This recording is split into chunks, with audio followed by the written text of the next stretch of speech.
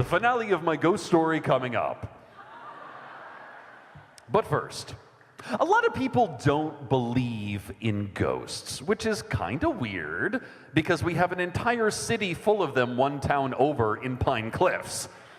But people just refuse to believe that there could be any presence of a spirit after a person dies. And I figured that there is only one way to really investigate the truth of the paranormal, and that is to ask a scientist.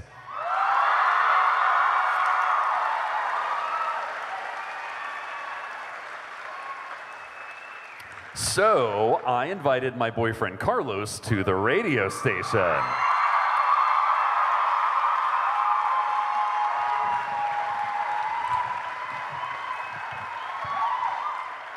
Hi, Carlos. Hey, Cecil. So, Carlos, what scientific evidence, if any, supports the existence of ghosts? Oh, there is lots of valid research done on ghosts. Like that famous story where Ben Franklin tied a kite to a gravestone, you know?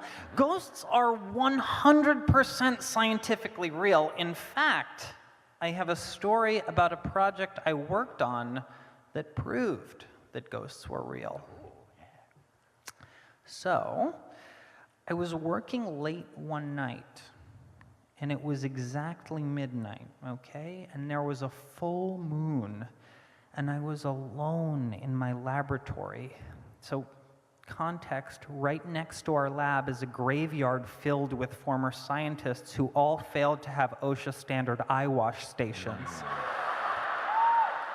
It's very scary, okay? So some of, like, the great minds of our field are buried there. Marie Curie, George Washington Carver, David Blaine, okay? But David Blaine, he comes in and he comes out. Right, you got that? Yeah.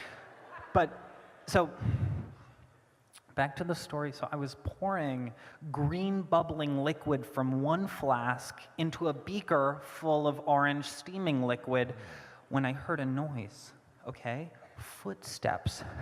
I thought it was Winchell, one of my assistants, who lives in the crawl space above the lab. The footsteps were coming closer.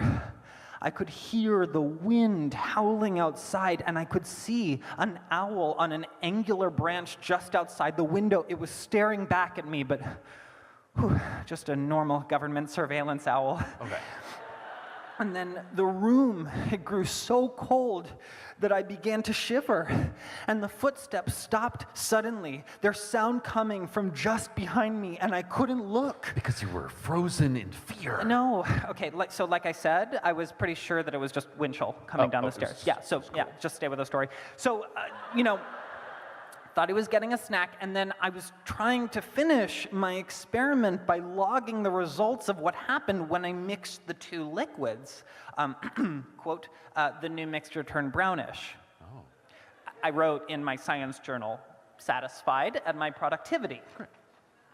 But after that, I turned around to see that it wasn't Winchell at all. It was an apparition, a hazy, silvery form of a person, and his hair was curly and white, and he wore an 18th century cravat and long coat with like really ornate buttons, like little fleur-de-lis, like carved out. It was so delightful. Anyway, and he was hovered a few inches off the ground, and before I could say anything, the ghost opened its contorted, wrinkled maw like this.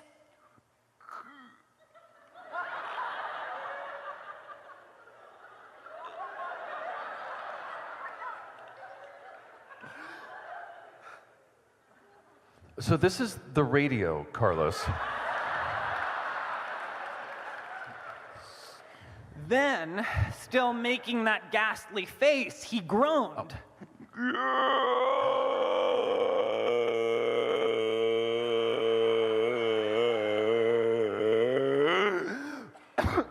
Oh. Anyway, he reached out his cloudy hand toward me, still moaning, and the wind outside roared, and I could hear the owl flapping quickly away. And he stepped forward, and I heard the booming clop of his buckled shoe on the hardwood floor, and I jumped back, and I shouted. Oh, Carlos, this is too scary. No, how interesting. What? That is what I shouted. I said, how interesting. This ghost with no real tangible form still made noise when he walked. And I asked the ghost, how are you making that noise? And he continued toward me, still groaning. Right, okay. I was still groaning, and I backed away from him, making notes the whole time. I had to circle backwards around the lab several times as he continued following me, and I asked him more questions like, so how did you die, and where did you get those stunning tights? Your calves look fantastic. But he didn't answer. He simply maintained his slow pursuit. I ended up writing down some calculations and observations, but it was getting late, so I backed on out of the lab. The ghost didn't seem to want me to go. He wailed as I stepped out of the front, and he made an even more horrible facial expression than before, like this.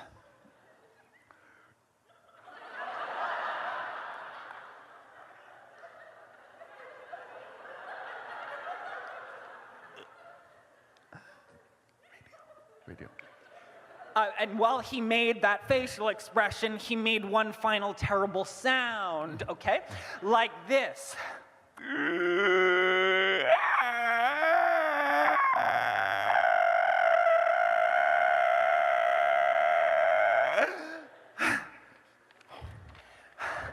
I felt bad, so I told him, I'll be back Wednesday night. I want to learn more about you physically. And then I said, oh God, no.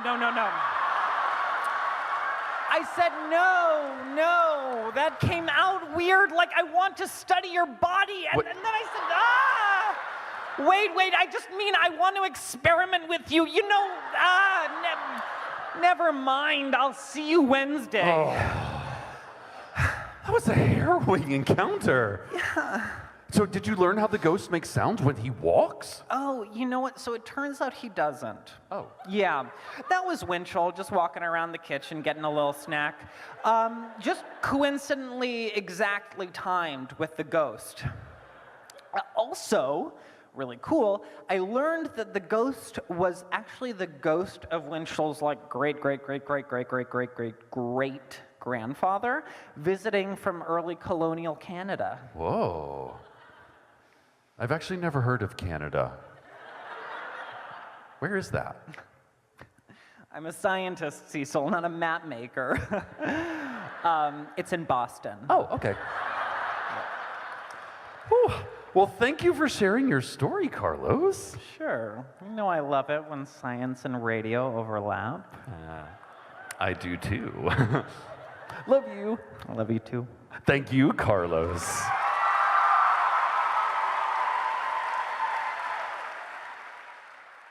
Oh, yeah.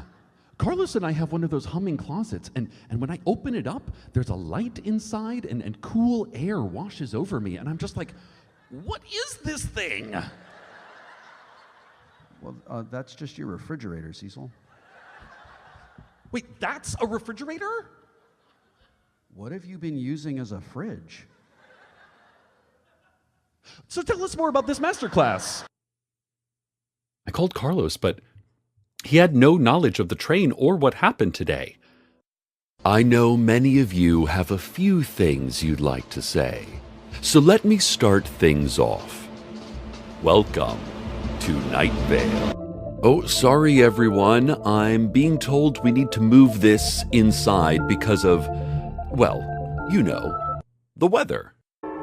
And speaking of delightful people, Carlos, you might not have noticed, but we're suspicious of newcomers around here. We tend to point and shout, "Interloper!" But you understood that people are just silly about change, and the older we get, the sillier about change we get. Carlos, you are a delightful person. I don't know how much longer I have. I guess none of us do, except those of us who peeked at our death date in the Hall of Public Records. But I lived long enough to see you two on this day. I surrounded myself with delightful people. You can't hope for a better life than that. And Carlos, unlike most of us, you don't tell yourself a story of what you want the world to be. You wait for the world to tell you what it is, and then you take it as it reveals itself to you. What a rare and precious gift. When I met you, I could tell you saw me for me, not for any stories you'd been told about me. I love you, Carlos. And I love you, Cecil. We don't always see eye to eye, but more and more, we have stood shoulder to shoulder, members of the same family. I'm getting teary-eyed. I said I would. To Cecil and Carlos, I'm proud to be able to call you family. I said once that a home is just a grouping of objects connected by a shared personal experience of time, which was just a fancy way of really just asking you to move in with me. And it worked. But I wasn't wrong. And I know now that a relationship is just a grouping of moments connected by that same shared personal experience of time. What it means to make a life together is to take the experience of two different lives and choose to interpret them as a single shared narrative. So in other words, changing the story about you, or the story about me, into a story about us. Do you remember before the throat surgery when I sounded like this? Science is neat. Well, science is neat, and I still believe that. But I know now that a lot of things are neat. Having a quiet breakfast with another person is neat. Calling someone over to experience a particularly noisy sunset is neat. This town is neat. Night Vale is neat. Love is neat. Love is very neat, actually. And you are neat. That first night when we sat on the trunk of my car and looked at the lights above the Arby's, when we got up to leave, I looked at you and I tried to think of how to say everything I was feeling, but I've never really been good at describing feelings. I'm only good at describing facts. And love isn't a fact. You know, love, it's a hunch at first, and then later it's a series of decisions, a lifetime of decisions. That's love. And I didn't know how to express that. And so I just said, I'm glad I decided to call you. And now, tonight, I say I'm glad again for this decision and all the decisions that will come every day after. Which is to say, scientifically speaking, of course, speaking from the point of view of mere facts and logic and, what with science and all, I just thought that it was time for us to make a life together.